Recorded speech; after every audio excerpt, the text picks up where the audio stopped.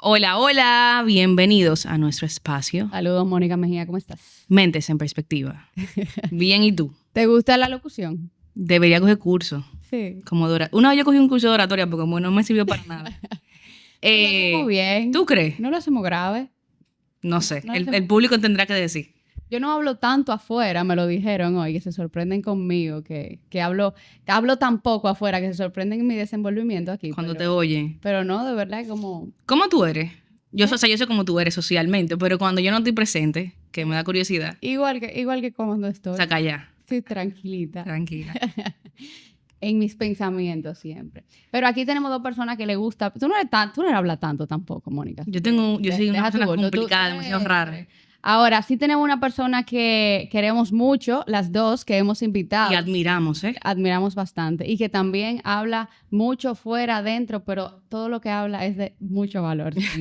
Sí, porque ya yo estoy asustada. Cero presión. Importante destacarlo. La licenciada Melody Arias, neuropsicóloga, amiga, colega. Y nada, la hemos traído porque alguien nos escribió, señores, y es para que ustedes vean que nosotros leemos todo lo que ustedes nos mandan y de verdad lo tomamos en cuenta. Nos han mandado, Mónica, en verdad, muchos temas muy buenos que decimos, wow, en verdad esto está muy bueno. Y nos pusieron uno que una persona desesperada parece que necesitaba y dijo, óyeme, yo necesito aprender a lidiar con hijos y con parejas que tienen déficit de atención. Entonces Melody, que es neuropsicóloga, trabaja bastante con déficit de atención, sobre todo en el área de los niños, pero muchas cosas se pueden extrapolar a los adultos. Y dijimos, oye, pero Melody puede ser una muy buena persona para invitarla a hablar de eso. ¿Qué tú crees? Bueno, primero que nada, gracias por invitarme, por ese intro, ¿verdad? Y creo que la estima, la admiración va de doble vía para ambas.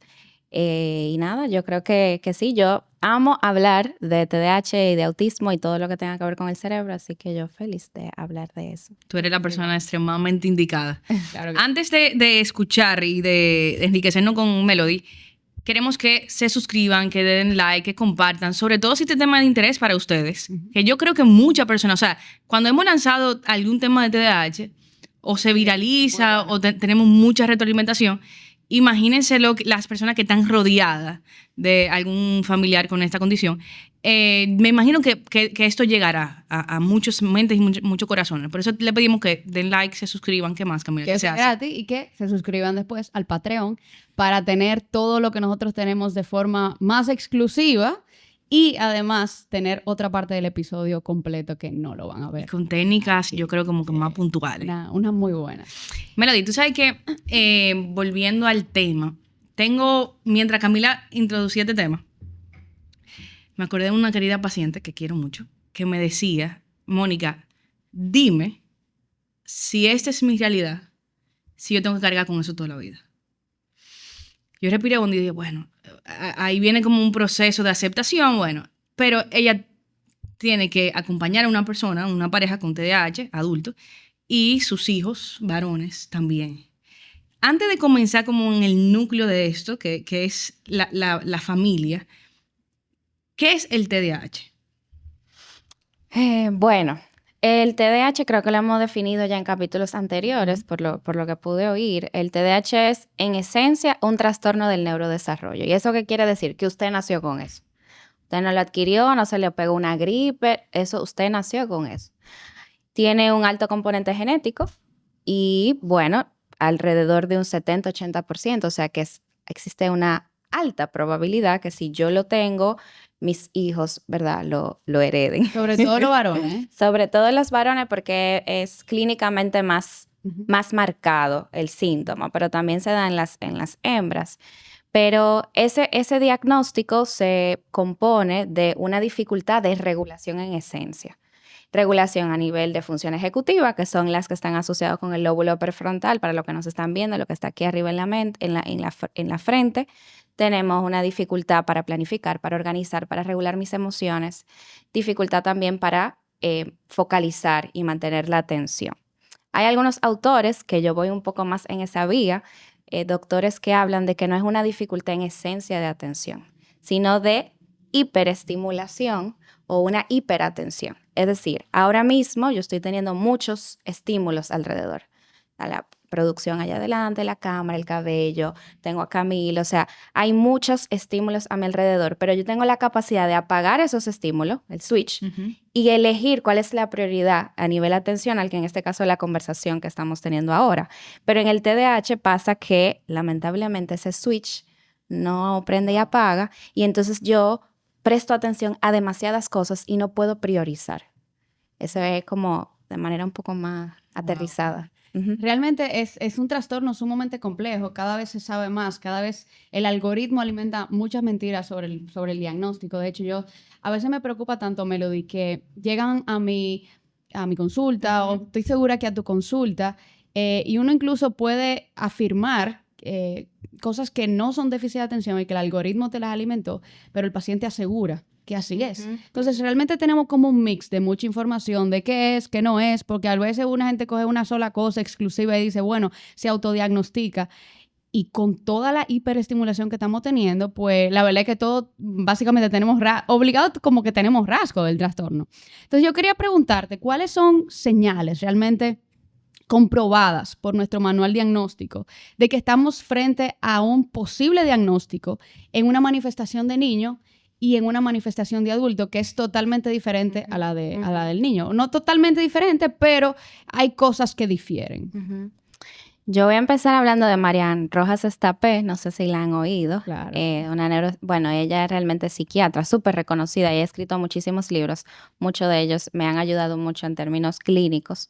Y ella habla de que antes había desinformación, o sea, no había información. Nosotros teníamos una ausencia de información y ahora hay una sobreinformación que lleva a una mala información. Entonces, nuestro criterio ahora, en general, no solo nosotros como profesionales, sino el paciente, su tarea ahora es poder hacer un filtro.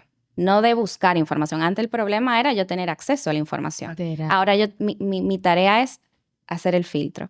Pero bueno, en términos clínicos, yo primero tengo que saber que esa dificultad que yo tengo se manifiesta en la mayoría, por no decir en todos los contextos en los cuales yo me desenvuelvo. En el caso de los niños, si esa dificultad que hablábamos ahorita de regulación, función ejecutiva, atención, se manifiesta en el colegio a nivel escolar, en el hogar y en consulta cuando hacemos las evaluaciones, pues definitivamente la dificultad la tiene el individuo.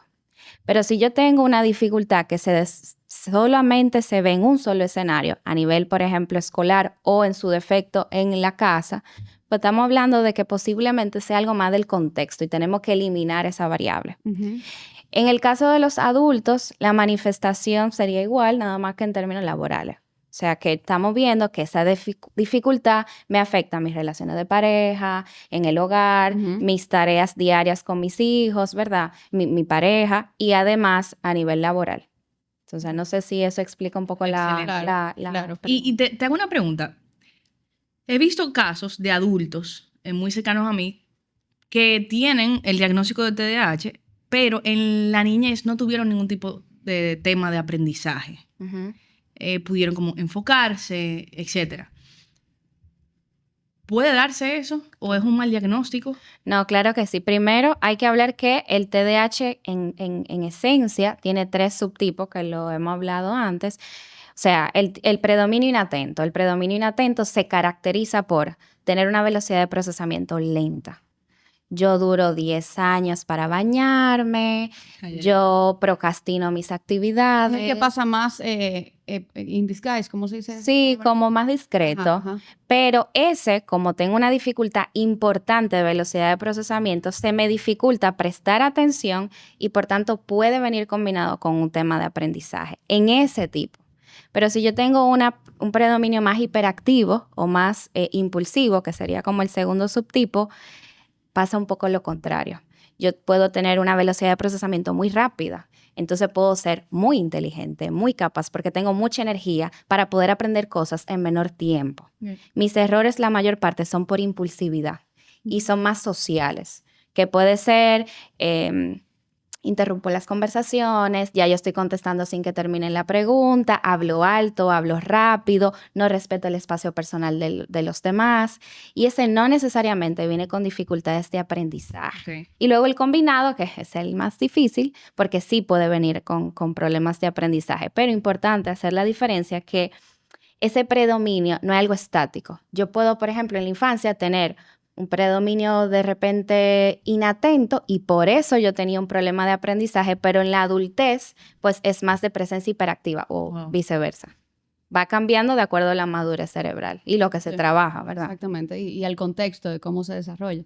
Entonces, yo quería preguntarte, vamos a decir, la verdad que ahora pensándolo, o sea, si casi siempre la manifestación es en los varones y es un tema muy genético, pues las mujeres pobres de las mujeres, que tienen que, la mayoría, probablemente, que no quiere decir que sí, tengan que lidiar en su casa con un perfil esposo, déficit de atención, obviamente esta no es la regla siempre, pero tal vez es lo más común, y posiblemente esta madre debería estar alerta ya con sus hijos para observar las primeras cosas que se puedan desarrollar y evidentemente pues entrar en este proceso. Y ojo, no siempre se da el caso que cuando un padre no tiene TDAH el niño no lo tenga, o sea que ese es un punto importante a aclarar. Entonces, Melody, ¿qué son cosas específicas que deben alertar a una persona a decir, ok, yo necesito llevar a este niño o yo necesito llevar a mi pareja a que le diagnostiquen, porque yo estoy casi segura de que eso es, y cómo yo empiezo ese proceso? Bueno, yo diría por obviamente la afectación funcional de ese individuo, ya sea adulto o niño. En el caso del niño, si hay fracaso escolar, si hay fracaso a nivel interpersonal, que ven que ya el niño lo aíslan, porque como él quiere ser el centro de atención, hablando de un tipo hiperactivo, ¿verdad? Y se enoja con mucha facilidad, que eso no lo dije ahorita. El tipo hiperactivo impulsivo o el combinado, una de sus características es que no tiene mucha regulación emocional y esa es una de las principales. Entonces, si yo estoy enojado, estoy muy enojado. Si estoy triste, es Pasión de Gavilanes, una novela. Y si estoy feliz, es como que estoy en éxtasis. Entonces, esa dificultad me puede traer problemas en términos interpersonales también. Entonces, si ya yo veo que hay una alteración o una afectación en funcionalidad de mis relaciones interpersonales o a nivel laboral o a nivel escolar, y esto está afectando a terceros, es decir, si yo no me va bien en el colegio y esto significa que mamá tiene que estar arriba de mí o mi esposa tiene que estar muy pendiente de mis tareas porque yo no puedo asumir ese nivel de independencia, pues ya yo estoy afectando la dinámica, en este caso familiar. Claro. Entonces ahí es donde tenemos que pedir ayuda y muchas veces el mismo paciente lo pide. Yo trabajo en la mayoría con niños y ellos lo dicen, hay algo que pasa en mi cerebro que yo no sé y necesito ayuda. Y si eso pasa con un niño, imagínate, con un adulto que tiene más conciencia. Claro. Entonces, ellos lo piden. Primer paso, bueno, reconocerlo, ¿verdad? Ya lo reconocí, hago el ejercicio de ir a pedir ayuda donde un profesional. Cada especialista tiene su forma de trabajo y ninguna es buena o mala, o sea, es su forma de trabajar. La que yo prefiero es la parte, primero, orgánica. Uno tiene que descartar toda esa parte orgánica porque puede ver que hay una alteración y puede haber un biomarcador que me explique esa hiperactividad o esa inatención. ¿Y eso sería como referir a un neurólogo? A un neurólogo, por ejemplo. Porque el neurólogo pediatra en caso de niños y los psiquiatras por lo general son los que están más preparados para trabajar con TDAH en los adultos. El neurólogo por lo general tiene sus excepciones, ¿verdad? Un saludo al gremio de neurólogos que nos está escuchando, con todo respeto. Suele tener una preparación más en trastornos neurodegenerativos, ¿verdad? No necesariamente en neurodesarrollo, porque eso es muy propio de la infancia. Entonces, el psiquiatra en adultos suele tener un abordaje más, diríamos, apropiado a esa necesidad en específica. Entonces, si vamos a hablar de niños, siempre es bueno descartar con un electroencefalograma, que eso lo indicaría un neurólogo, porque se ha visto que hay una comorbilidad entre descargas eléctricas a nivel cerebral y dificultades atencionales. Lo que nosotros vemos muchas veces es que el niño se va en el colegio, no necesariamente puede ser una inatención, puede ser una ausencia, y eso estamos hablando de una epilepsia. Y hay una alta comorbilidad entre ambas. Entonces, ese sería el mismo, el primer paso, porque si no en intervención empezamos a trabajar y abordar esos síntomas clínicos a nivel terapéutico, pero me falta esa parte orgánica y el niño o el paciente, el adulto no avanza porque hay algo biológicamente que necesita ser atendido. Entonces, en tu abordaje, tú primero descartas esto y luego, en caso de que se descartó, perdón, tú sigues con tu proceso con el paciente. Correcto. Aunque ellos vengan primero donde mí y se hagan las evaluaciones, siempre se termina haciendo la derivación por un tema de protocolo y de descarte. Es el protocolo que llevamos. Excelente. Súper. Mira, yo creo que la pregunta para mí más difícil es la siguiente. En adolescentes. Chan, chan. Chan, chan, chan, chan. Porque tenemos yo no soy mamá de adolescente todavía, pero tenemos una creencia de que el adolescente es rebelde, de que tú le dices, mira, recoge la ropa, no la quieres recoger. Entonces, bueno, viene como diferenciándose de mamá y de papá y quieren hacer lo que le dé su voluntad. Entonces, ¿cómo tú nos puedes identificar o diferenciar, mejor dicho, entre esto es un tema de voluntad, esto es un tema de rebeldía al sistema, de la misma adolescencia, o si estamos frente a probablemente conductas desorganizadas, de problemas de atención, del tema de hiperfoco, o no me puedo enfocar porque tenemos un tema de TDAH. Uh-huh. Mira, en ese caso es difícil y bueno, ahí Camila y yo hacemos mucho trabajo juntas, ¿verdad? Y en la adolescencia puedo decir que son los casos más complejos porque es donde hay mayor cambio fisiológico. Entonces, te puedo decir, yo creo que la detección más difícil se da en la adultez. Por eso esos adultos, yo se los dejo a Camila, ¿verdad? Son muy difíciles porque es un trastorno del neurodesarrollo, por lo cual suceden desde la infancia y a veces el adulto no tiene tanta información de su infancia, tan concreta que te permite hacer un diagnóstico diferencial. En la adolescencia puede ser más fácil identificarlo que en la adultez, pero en la adolescencia hay demasiados cambios hormonales que dificultan la intervención y la detección. En la adolescencia, en esencia, ¿qué pasa? Hay un sistema límbico hiperactivo. El sistema límbico básicamente es las hormonas. Vamos a ponerlo, ¿verdad? Bien aterrizado ya, ¿no? El sistema emocional. Yo tengo una hiperactividad sin yo tener un TDAH. Hay una hiperactividad emocional y hay una inmadurez del lóbulo prefrontal. Biológicamente hablando, sin tener un TDAH. Entonces ya eso, sí, y suena muy parecido a la definición que yo dije ahorita, el TDAH. Entonces, ¿cómo se hace ese elemento diferenciador? Es un trabajazo. Es un trabajazo porque tú tienes que descartar muchísimas variables. Para asegurarte, tú tienes que descartar que sea algo a nivel socioemocional, tú tienes que descartar que sea algo del ambiente, como mencionábamos ahorita. Muchas veces un trauma, abuso, puede simular síntomas dentro de un diagnóstico de déficit de atención. Entonces, es difícil la detección y la intervención, pero sí se puede. Me genera otra pregunta. ¿Puede haber un poco de conductas aprendidas? O sea, quizás yo no tengo el diagnóstico, pero aunque la genética está ahí, mi papá sí lo tiene, por ponerte un ejemplo, o mi mamá. Que me ha pasado mucho ese tema de no tiene el diagnóstico, pero tú lees en su reporte que dijo, pero mi mamá igualita, o mi papá igualito. Exacto. Pero se puede haber mucho de conducta aprendida. Exacto, ok. Esa era mi yo te la respondí, ¿no? Sí, ya me la respondiste. Sí, o sea, yo estoy de acuerdo que pueden haber conductas aprendidas, pero yo siempre como que sospecho si hay alguien de los padres que tiene déficit de atención. Para mí, porque la probabilidad, estamos hablando de un 80%, entonces es muy alta la probabilidad. O sea, en términos estadísticos, es más probable que tú lo tengas a que no lo tengas. Adiós que reparta suerte. Entonces yo lo mando a buscar al papá. Tengo que llenarme de paciencia yo en mi futuro. Totalmente. Entonces, vámonos con el manejo. Definitivamente es el déficit de atención. Obviamente, señores, puede ser un superpoder, claro que sí. Puede ser tiene muy buenas habilidades, son niños creativos, tiene de todo bueno. Ahora, nos vamos a centrar en las conductas que son disruptivas, porque eso es realmente lo que necesita ayuda y apoyo. Entonces, su hijo con TDAH es una estrella, definitivamente, pero necesitamos definitivamente ayudarlo con áreas en las que está flojo. Por ejemplo, no siguen instrucciones, no se regulan adecuadamente, no les cuesta seguir los límites, se olvidan de las cosas, necesitan mucho apoyo.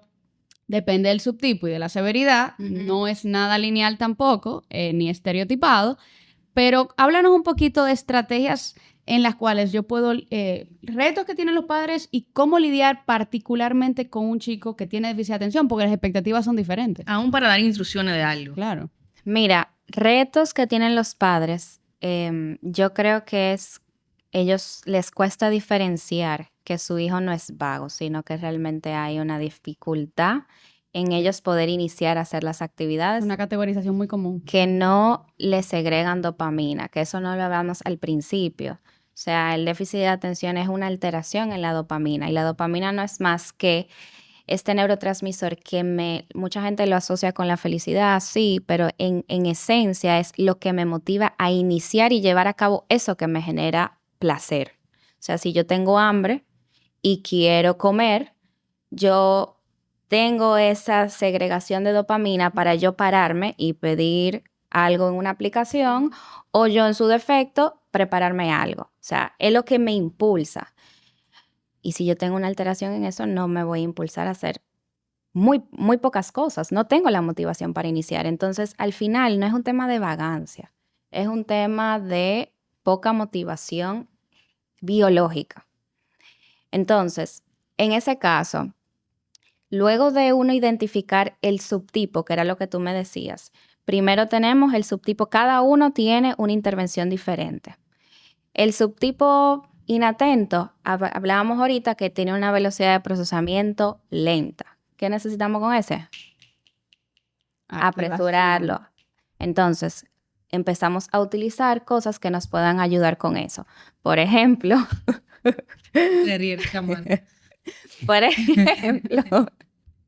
Por ejemplo, yo le pongo un cronómetro y le digo, tú tienes que terminar de bañarte en 3 minutos, en 5 minutos, porque eso disminuye el tiempo en cual ellos barajan en buen dominicano. Y no tienen un buen manejo del tiempo, es parte del trastorno también. Sobre todo en la infancia, que el tiempo es un elemento muy abstracto. Tú le dices a un niño 5 minutos y ellos creen que son 5 horas. O que son 5 segundos. Ay, dame más. Yo te di 5 minutos. O sea, eso es mucho. Entonces, el cronómetro lo hace visual. El cronómetro lo vuelve lo intangible tangible. Exacto. Lo abstracto concreto. Y ya yo voy viendo de manera visual algo real y objetivo. No fue cuando mamá dijo. Entonces, eso también disminuye. Excelente. El yo... No, pero tú me diste menos... No, el desgaste es algo emocional. objetivo. Hay un desgaste emocional muy grande. Entonces, ahorita también hablábamos, y creo que me estoy yendo, ¿verdad?, por el otro tema, y ahora recuerdo que no terminé la idea, de que lo principal en los padres es entender lo que yo digo, de que es una dificultad biológica y no es vagancia. Lamentablemente, con todo el respeto que merecen los colegios, porque trabajo con la mayoría, es difícil para los colegios poder tener estrategias dentro del aula y para los padres poder darle seguimiento. Y ese fracaso escolar genera mucha desmotivación y mucha, a nivel emocional, es desgastante para el niño, para el colegio y sus maestros y también para los padres. Y uno se cuestiona qué está haciendo mal. Y tercero, la culpa. Los padres muchas veces dicen que yo hice mal. Y ahí donde uno trabaja a nivel socioemocional, psicoterapéutico, y muchas veces se hace el referimiento para los padres de decirle, esto no tiene nada que ver contigo, esto fue algo que él nació, no fue un uso de pantallas, no fue un estilo de crianza, él nació así. Y lo que uno tiene que hacer es acompañarlo y darle las estrategias para que él pueda llevar una vida dentro, ¿verdad?, de lo más funcional y feliz posible, que es lo que quieren la mayoría de los padres. Pero siguiendo con las estrategias, hablábamos de inatención. Inatención, tenemos que apresurar. Inatención, obviamente, yo tengo que disminuir la menor cantidad de estímulos alrededor. Entonces, en evaluación, nosotros identificamos mucho cuál es el tipo de atención afectada, porque muchos padres me dicen, yo no sé por qué ustedes dicen que él tiene déficit de atención, porque él se acuerda de todo y yo voy por la calle Dios mío. y yo voy por la ¿Cómo le calle explico? y él se acuerda exactamente la dirección. Hay atención visual y hay atención auditiva. De repente la atención visual no está alterada. O sea, yo me acuerdo dónde puse las cosas, pero atención auditiva, cuando me dicen las cosas, la maestra, la mamá y papá, se me va la guagua. Wow. Entonces, lo que tenemos que trabajar en intervención es esa atención auditiva y en casa yo compensar. Si yo soy bueno en atención visual, te voy a poner un visual. Sí. Te voy a explicar las cosas con gestos, no tanto a nivel verbal, porque se te va a ir la guagua otra vez, lo digo. Y si lo voy a hacer, trato de hacer la menor cantidad de instrucciones en un solo momento y también hacer preguntas atencionales. ¿Qué son las preguntas atencionales? Por ejemplo, tienes que irte a bañar y luego de eso quiero que le entregues las chancletas a tu papá. Preguntas atencionales sería lo opuesto a yo decirte, ¿escuchaste? ¿Tú me oíste lo que yo te dije? Sería, ¿qué vas a hacer? ¿Por dónde vas a empezar? ¿Cuándo lo vas a hacer? Y así yo me aseguro que él prestó atención a la instrucción y no es que él no lo quiera hacer. Excelente. Y así hacemos la diferenciación. Y escuchar con tu cuerpo. O sea, yo lo uso, los padres que trabajamos juntos, ellos quizá están cansados de oírme y los niños también, porque un inatento te está quizá escuchando, pero él está así. Y ahí trabajamos mucho, tus manos no me están escuchando. Y es cierto, o sea, tenemos que tratar de disminuir todos esos distractores y redirigir esa conducta. Eso a nivel de inatento. A nivel de hiperactivo, lo contrario. Yo voy demasiado rápido. Vamos a bajar las revoluciones. Entonces el timer yo lo utilizo opuesto. En lugar de ponerle poco tiempo, le pongo mucho. Tienes que bañarte Una ciencia. en 15 minutos y en 2 minutos, ¡shun! Y después están los padres, no, él se hace un baño de gato porque él hace así. Yo creo que él ni se baña y sale sequecito. No, tiene 15 minutos para... Mami, terminé. Y son 3. Sí, mi amor, yo sé, pero te faltan 15. Ay, ¿puedo ver televisión ahora que termine temprano? No, porque faltan 15. Entonces, es cierto que una ciencia, porque cada caso se maneja de manera diferente y a veces yo trato de sustituir el timer porque es cansón, o sea, como una escuela militar, los pobres, todo el tiempo un timer, un cronómetro, y lo sustituimos, por ejemplo, con canciones, si es en la mañana, sobre todo. Mira, tienes que terminar de bañarte antes de que se acabe la canción. Okay. Entonces ya eso tiene un elemento un poco más de Excelente. motivador. El combinado, ese es el más difícil porque ahí es de Tim Marín, y tú poder identificar qué te funciona más con ese niño. Pero... otra estrategia, y si me dejan aquí, puedo durar 10 años hablando de estrategias. Dale, yo estoy segura que eso es lo que la gente quiere oír. Porque eso es lo que yo hago diariamente, pero economía de fichas. Economía de fichas es un término profesional que usamos en la psicología, que no es más que darle una recompensa a un niño por lograr un objetivo que nosotros acordamos. Esto tiene mucho debate en el mundo de la psicología y los padres. Entonces, él solo va a hacer las cosas cuando yo le vaya a dar un muñequito o le vaya a regalar algo. Bueno, al principio sí, porque estamos entrenando el cerebro. Y él no está teniendo, ese niño, no está teniendo un sistema dopaminérgico como el resto, como el promedio. Entonces, yo tengo que darle ese impulso dopaminérgico a nivel de está la motivación intrínseca, que es lo que a mí me mueve de manera natural y orgánica, hacer las cosas, y está la motivación extrínseca. Yo voy al trabajo para yo recibir un sueldo. Entonces, en el caso de los niños de TDAH, esa motivación intrínseca hay una alteración por la dopamina. Entonces, ¿qué yo voy a hacer? Bueno, voy a tratar de empezar a entrenar ese cerebro con motivadores externos. Y luego vamos aumentando esa recompensa. Por ejemplo, un niño de 5 años, yo no le voy a poner la recompensa a final de mes. Porque no voy a causar el efecto. O sea, el niño no le va a cuadrar el negocio. Entonces, ¿qué yo haría en su lugar? Recompensa inmediata. Mira, hoy si tú logras hacer estos acuerdos que hicimos, al final del día te ganas el tiempo en pantalla. Cuando vamos entrenando ese cerebro, yo empiezo con la dilatación, la gratificación dilatada. Ok, en lugar de un día, ahora son 2. Si en 2 días tú logras el acuerdo, pues te vas a ganar al segundo día tal recompensa. Luego 3, luego 1 semana. Al final de la semana podemos ir al cine si logras todos los objetivos. Y así vamos aumentando y entrenando ese cerebro en su dopamina y en ese sistema de recompensa que de base biológicamente está alterado. Increíble. No, yo puedo seguir hablando. Muchas herramientas. Realmente, y es tan complejo, Mario, porque como tú dices, tiene muchísimo que ver con la presentación. Ningún déficit de atención luce igual. O sea, yo puedo tener un niño con déficit de atención totalmente diferente a otro niño. Entonces, las estrategias a nivel macro siempre se van deben de adaptarse al niño. Pero eso que tú dices, que son bien genéricas y adaptables, son muy buenas.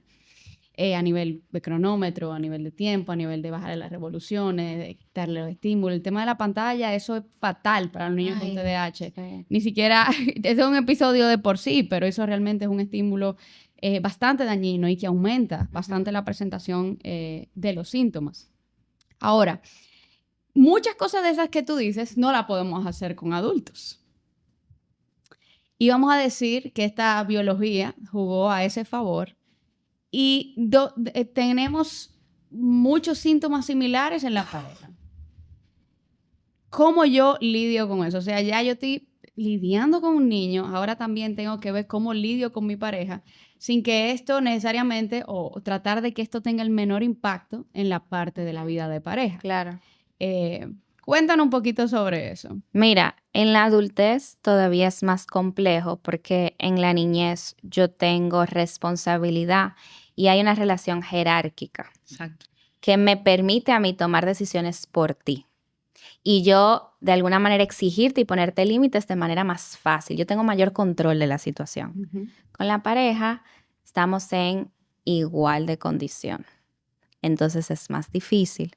Entonces lo primero hay que ver si hay conciencia de que hay una dificultad. Ese es el primer paso, si hay una dificultad y si hay conciencia de dificultad. Y luego de eso, si es un TDAH en la adultez que nunca se ha tratado y que ni siquiera tiene el diagnóstico y que estamos sospechando, yo fuera a pedir ayuda. Yo fuera a ver, confirmar el diagnóstico. Esto no es que mi esposa me lo dice o que mi esposo me lo dice. Esto es que un profesional de la salud me está diciendo que hay una alteración y que yo necesito ayuda. Porque esa ayuda, si ya mi pareja me lo está diciendo, está afectando la dinámica de pareja y posiblemente familiar por los hijos. Entonces, yo pediría ayuda, sobre todo porque si estamos hablando de un TDAH no tratado durante muchos años y la severidad de los síntomas va cambiando con el tiempo, puede ser leve, moderado y severo. Y si yo tenía algo leve de la niñez y pude pasar desapercibido y con el tiempo no lo mejoré y la demanda del ambiente va aumentando, esos síntomas se vuelven más severos. Claro. Y puede aumentar la probabilidad de desarrollarse otro diagnóstico, lamentablemente. Que hay un 80% de comorbilidad con el déficit de atención. O sea, que viene acompañado con otra cosa en un 80% de la vez. Y muchas veces es porque no se trató en la infancia. Claro. Porque entonces hay una mala gestión de esas funciones ejecutivas y al final eso me puede traer problemas de estado de ánimo, de sentimiento de insuficiencia, inutilidad y entra la depresión. Comienza a compensar con otras cosas. Hay mucha ansiedad porque el déficit de atención, acuérdense que hay mucha inmediatez. Entonces yo no puedo esperar y en la adultez eso es sinónimo a adicción, lamentablemente. Y adicción en todos los sentidos, porque hay unas que están socialmente más aceptadas que otras. O sea, hay adicción al trabajo, por ejemplo. Exacto. ¿Verdad? Lo que pasa es que socialmente está más aceptado. Pero también yo tengo adicción a personas y pasa más frecuente en las mujeres con las compras. Y hay una mala gestión financiera que también me afecta a la relación de pareja. Sí. Entonces, definitivamente hay una dificultad que puede verse más adelante con algún trastorno de personalidad o estado de ánimo como depresión, etcétera. Por eso es tan difícil el diagnóstico. Por eso es tan difícil el diagnóstico en la adultez. Por eso te los dejo a ti. Mira, yo voy a abusar de tu presencia y quiero que tú también nos des herramientas para la pareja. Pero, Camila, eso no se puede dejar de que tiene que ser exclusivo. Claro, tenemos que dar exclusividad a nuestra comunidad de Patreon. Exacto. Entonces, las herramientas puntuales, Melody nos las va a dar para nuestra comunidad de Patreon. Así que si usted no está inscrito, le invitamos a inscribirse. Los esperamos. Allá hay como que quitamos mucho los filtros y nos volvemos más informales, pero más Mónica y Camila, sin el protocolo. Señores, pero si nos has estado escuchando hasta ahora, queremos agradecerte.